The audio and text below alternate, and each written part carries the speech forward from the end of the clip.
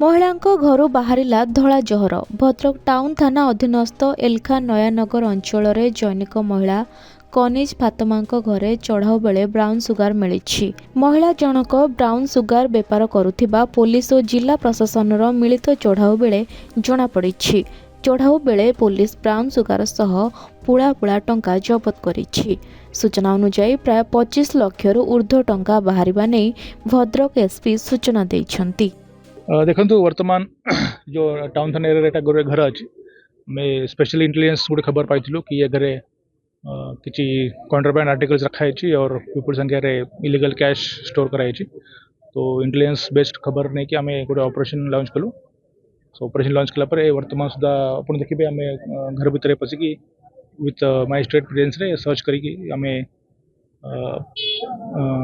Contraband NDPS brown sugar seize कराई किसी quantity और सहित पाखापाखि 25 लाख के ऊपर कैश वर्तमान सीज कराई। कैश काउंटिंग चलती अप्रोक्सीमेट मैं कहूँ वर्तमान 25 लाख कैश अच्छी। तो से वर्तमान सीज होती से समय गोटे महिला को डिटेन कराई और फर्दर इनक्वारी चलती।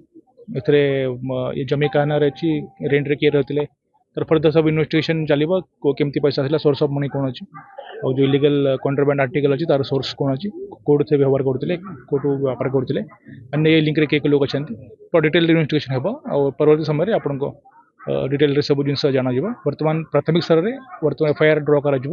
भद्रकरू जगन्नाथ बेहरा रिपोर्ट खबर ओडिशा।